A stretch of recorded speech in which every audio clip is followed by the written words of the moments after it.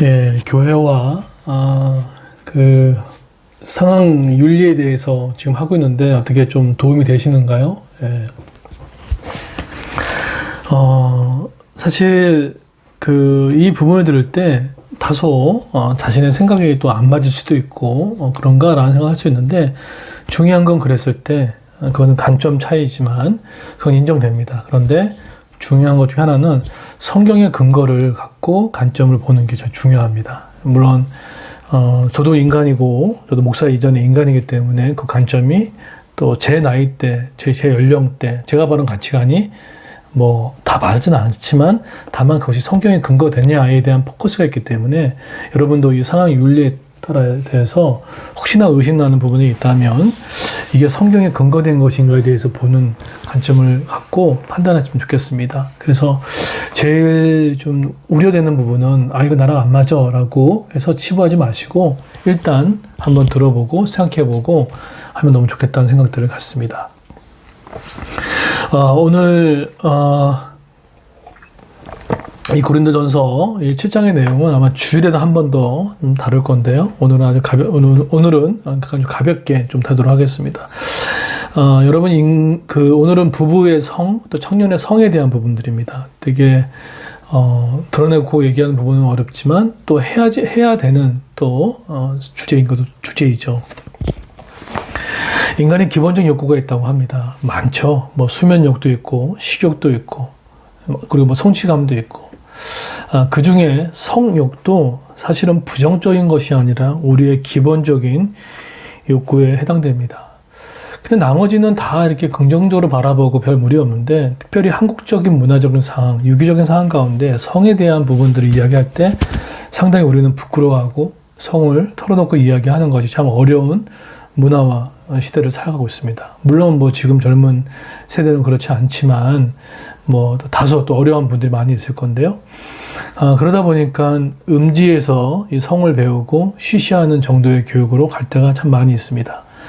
그래서 일례로 부부 사이에서 서로의 성에 대한 부분들을 제대로 말을 못하면 그 자녀에게도 자연스럽게 성 교육을 시킬 수 없는 것을 보게 됩니다.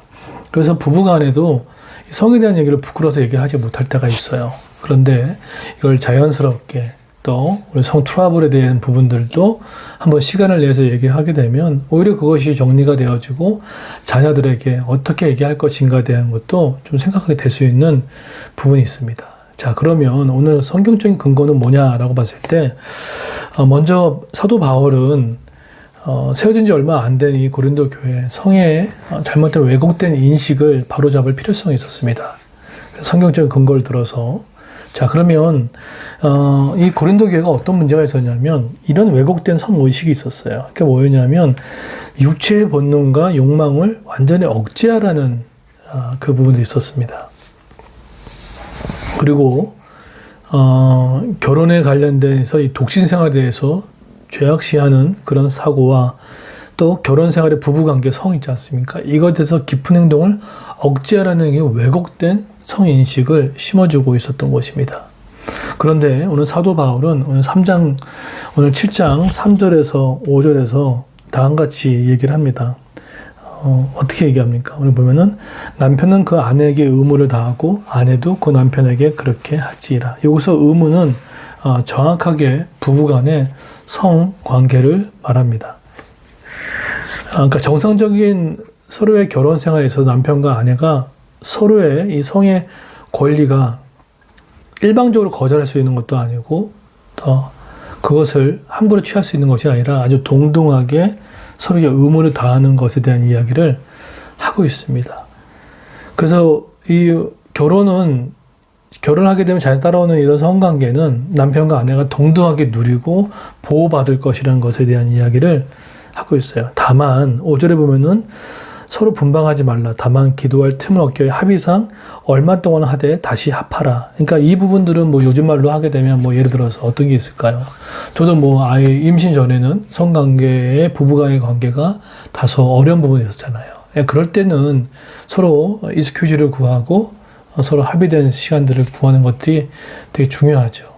임신할 때, 부인이 임신할 때나, 그리고 되게 일상적으로 바빴을 때, 뭐 그랬을 때 그렇게 합의상 서로에 대한 이야기가 필요하다는 얘기를 하고 있다는 것이죠.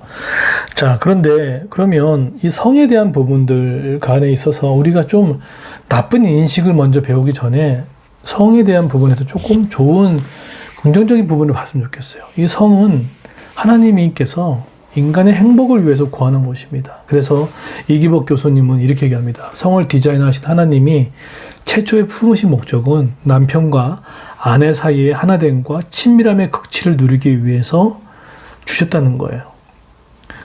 그리고 좀 더 들어가면 신학적으로 보면 천국에서 신랑 되신 예수님과 신부인 교회가 될 혼인 예식을 예비함으로 인해서 이 주님의 연합을 예표하는 예언입니다. 결국 신랑 되신 예수 그리스도와 신부된 교회의 만남을 통한 아주 그 결혼의 극치를 예표했다는 거예요. 사실 거기에 남녀의 결혼이 있고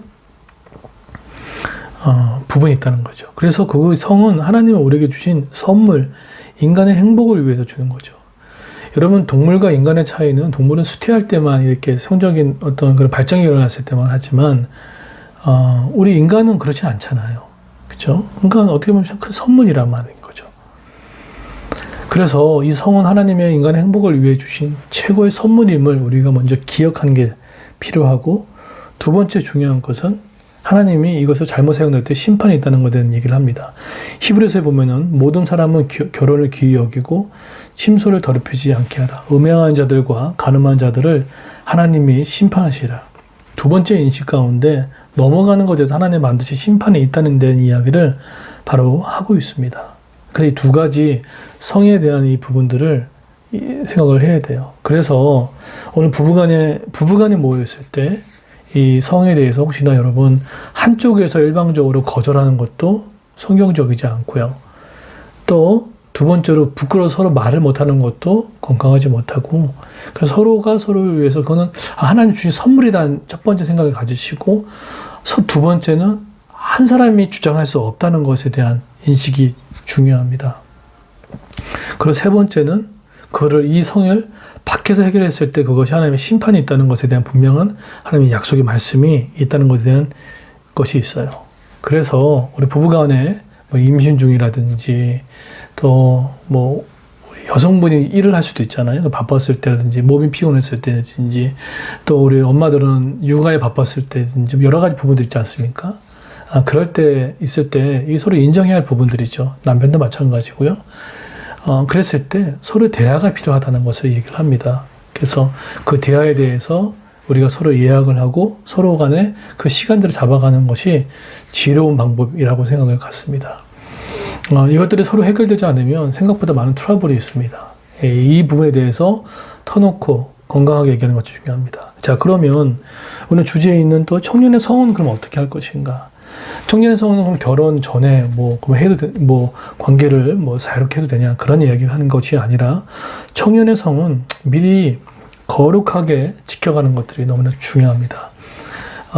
그 프라임에서 키퍼라는 게 있습니다. 아버지들의 이 혼인, 순결의 어떤 약속을 하는 운동인데, 결혼하고 나서 외도하는 일들이 많이 생기니까 아버지로서 한 가정을 지키기 위해서 순결을 지켜 나가겠다는 약속을 공동체 안에서 하는 것들에 대한 약속들이 있는데, 마찬가지로 청년들도 이제는 부모님의 그 품 안에 떠나다 보면 자유롭게 생각할 수 있는 부분들이 도에 있어요. 그런데 아까 언급해드렸던 이기복 교수님은 이렇게 얘기합니다. 결혼 전에 순결을 지킨 사람들에게는 결혼 후에 신뢰와 만족과 보상이 주어질 것입니다 라고 이야기를 하면서 이 부분에 대해서 지켜가야 할 것에 대한 좀 이야기를 하고 있습니다. 그런데 이렇게 데이트를 하거나 배우자를 만나려고 데이트를 하다 보면 이 성적 욕구 문제는 사실 넘어갈 때가 있을 수가 있죠. 그런데 소위 말해서 성적 욕구는 무슨 본능에 해당되긴 하지만, 또한 이것을 이기복 교수님은 인격에 대한 문제다라는 얘기도 합니다. 인격의 문제. 그러니까 결국 뭐냐면 지금 내가 원하는 것은 무엇이냐라는 것이에요. 사실 여기에 가장 취약한 것은 남성일 수도 있습니다. 아무래도 이성보다는 본능에도 충실할 수 있는 부분. 물론 자매도 마찬가지일 수도 있고요. 어쨌든 이것은 서로 그거에 따라서 남성 여성 차별할 수 있는 부분이 아니라 서로 느낄 수 있는 부분이라는 거죠. 그런데 하지만 성경은 그것에 대해서 좀 얘기를 하고 있습니다. 근데 이렇게 얘기할 수 있죠. 아니 사랑하는데 무슨 상관이야 라고 이야기를 하고 있는데 이런 걸 조심해야 될 것 같아요. 아무한테도 알리지 않고 단둘이 여행을 가거나 또 술을 마시면 술을 마시고 뭐 자제를 위해서 쉽게 우리가 유혹에 빠질 수 있는 이 부분들이 있기 때문에 그에 대한 조심한 부분들을 이야기를 하고 있습니다. 그러니까 지금 이렇게 얘기 드리면 목사님이 그렇게 꼰대 같은 이야기를 합니까? 라고 이야기를 하지만 통계에 의하면 그 혼전 전에 그런 관계는 결혼하고 나서의 그런 성의 극치를 완전히 느끼지 못한다라는 통계가 많이 나온다는 얘기입니다. 또 거기에 생각보다 배우자에 대한 죄책감이 있다는 이야기까지도 하고 있어요. 자, 그러면 그 선을 넘어선 사람은 어떻게 할 것인가? 결혼 전에 혼전의 순결의 문제를 넘어서는 어떻게 할 것인가에 대한 이야기를 했을 때 이렇게 얘기합니다. 먼저 첫 번째로 만약 우리가 우리의 죄를 자백하면 저는 미쁘시고 의로우사 우리를 깨끗하게 할 것이다 하면서 지금부터 그 죄를 끊고 잘못된 과거 용서를 구하고 새롭게 하는 마음들이 너무나 중요하다는 것을 이야기를 하고 있습니다. 물론 지금은 이 아침 시간이라 더 많은 토의와 토론과 얘기가 많이 있을 겁니다. 아주 더 많은 이야기들이 있을 거예요. 그런데 이 부분에 대해서 한 가지 분명한 것은 하나님께 지혜를 구하고 이 문제에 대해서 하나님께 답을 구했을 때 또 이것을 절제할 수 있는 용기와 담대력도 우리 가운데 허락할 수 있다는, 줄 수 있다는 것입니다. 다소 보수적인 접근이 아니라 성경적인 근거하에서 이 성에 대한 이 부분들에 대해서 우리가 이야기를 하고 있다는 사실을 기억했으면 좋겠어요. 그런 기준하에서 우리가 어떻게 이것을 해결할 것인가. 여러분 유튜브 많잖아요. 그래서 잘 찾아보시기도 하고 혹시나 이게 맞는지 안 맞는지 혹시나 모르는 부분이 있으면 저한테 유튜브를 좀 보내주시면 그 부분에 대해서 신학적으로 또 성경적으로 점검을 해서 또 권면할 수도 있고 하는 부분들이 있습니다. 그래서 혼자 그것을 해결하기보다는 그 부분에 대해서 아는 언니나 아는 사람들한테 한번 이야기를 나눌 수 있는 부분들, 이 부분들이 놓여 있습니다. 그래서 오늘은 이 아침 시간에 성에 대한 긍정적인 요소와 또 지켜야 할 것들과 하지 말아야 할 그 부분들을 조금 나눴습니다. 그래서 이 부분에 대해서 하나님의 지혜를 구하며 나가는 저 여러분 되기를 예수님으로 축원드립니다.